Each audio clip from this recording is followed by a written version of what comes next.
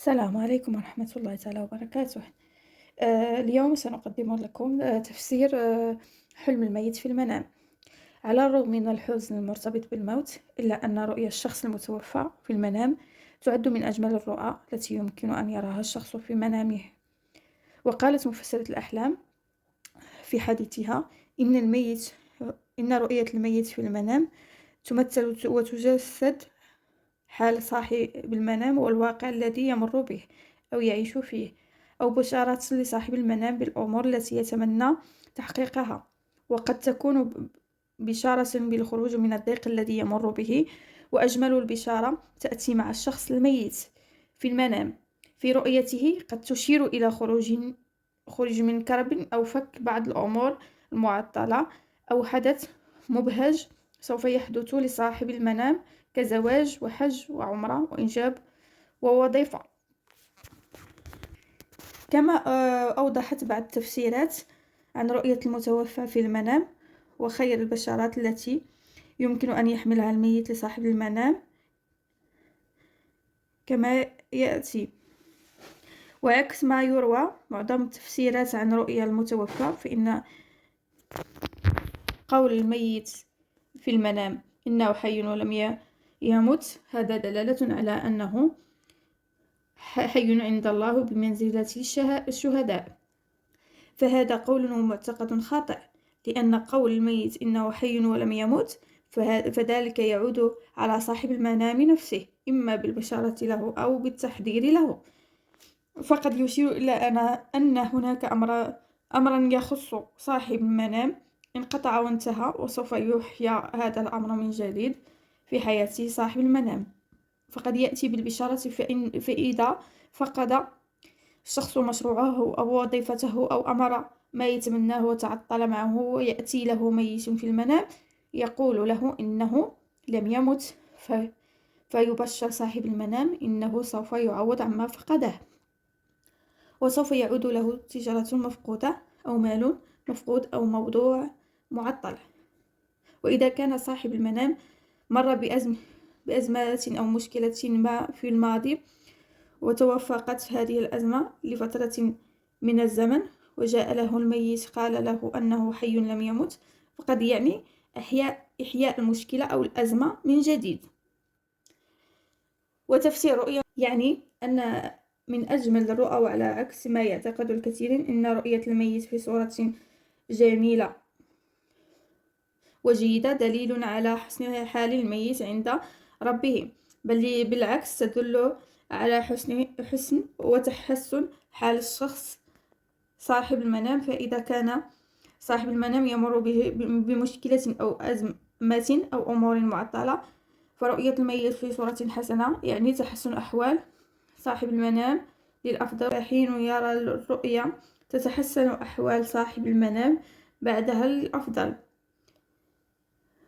ورؤية الميت يلبس الثوب الأخضر أو الأبيض، هذه من أجمل الرؤى التي يمكن أن يراها الشخص في منامه، ولكنها أيضا لا تعني حسن حال الميت بآخرته إطلاقا، فهي تعني أن هناك أمرا عظيما وجميلا يفرح قلب صاحب المنام سوف يحدث له.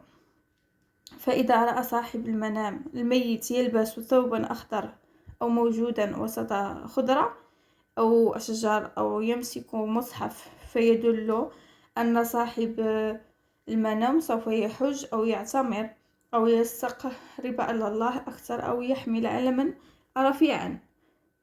وأيضا رؤية الميت يلبس أبيض تدل على بشارة وعطية لصاحب المنام، فقد يدل على الزواج للأعزب أو العزباء المعطلين عن الزواج، أو حمل المتزوجة، أو بشارة بأمر يتمناه صاحب المنام ويريد تحقيقه سوف يحدث ويتحقق قريبا.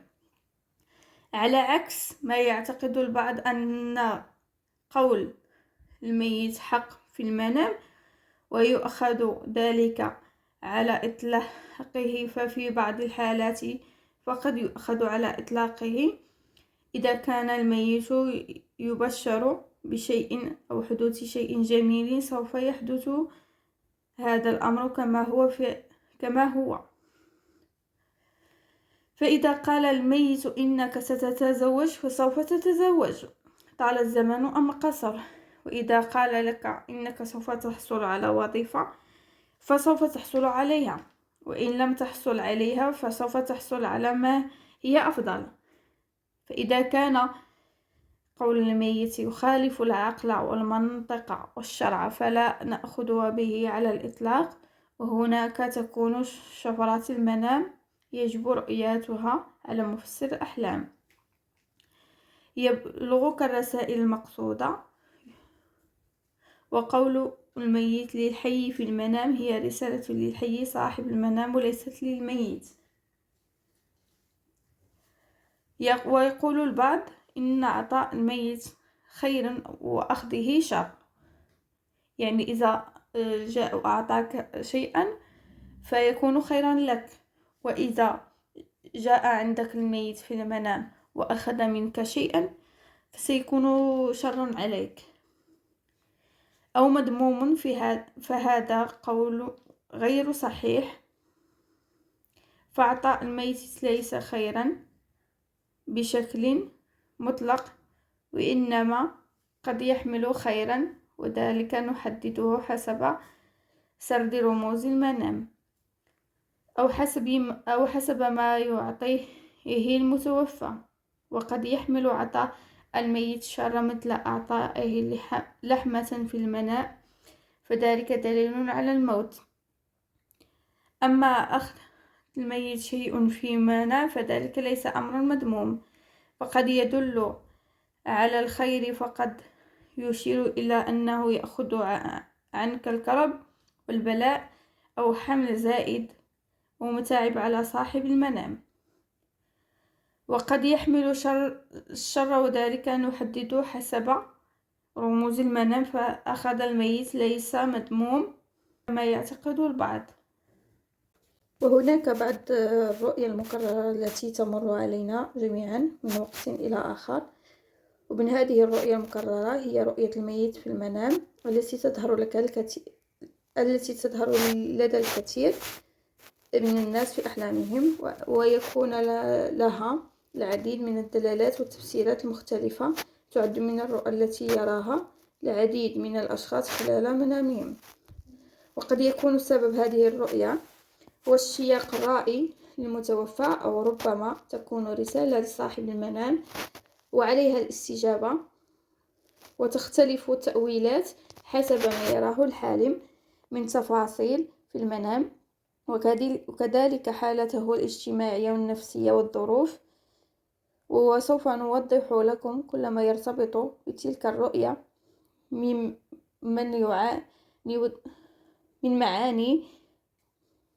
معاني ودلالات مختلفة.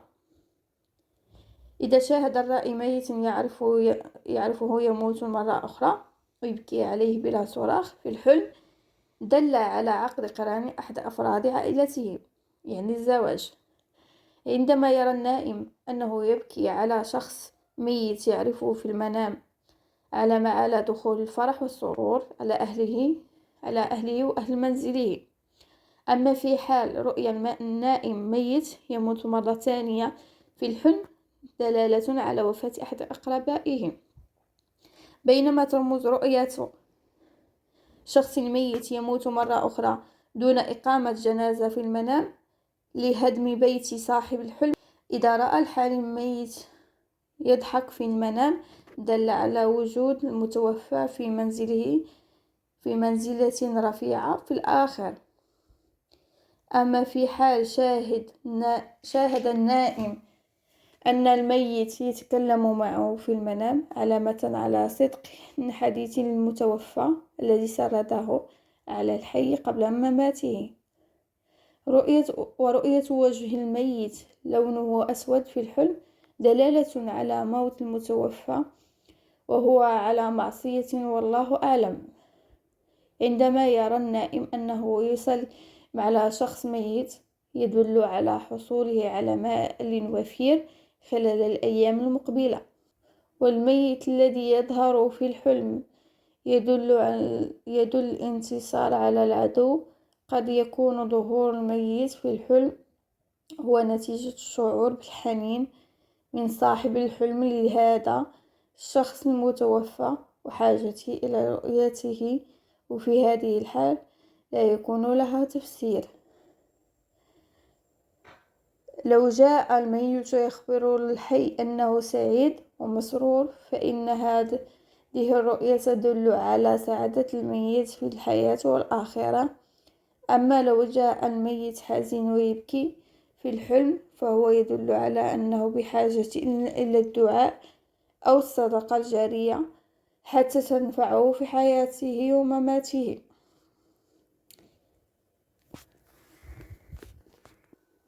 وهنا نكون فسرنا ما تيسر من رؤية الميت في المنام. المرجو الاشتراك فضلا وليس أمرا في القناة، وعمل لايك وتعليق. إلى اللقاء إلى فيديو قادم إن شاء الله.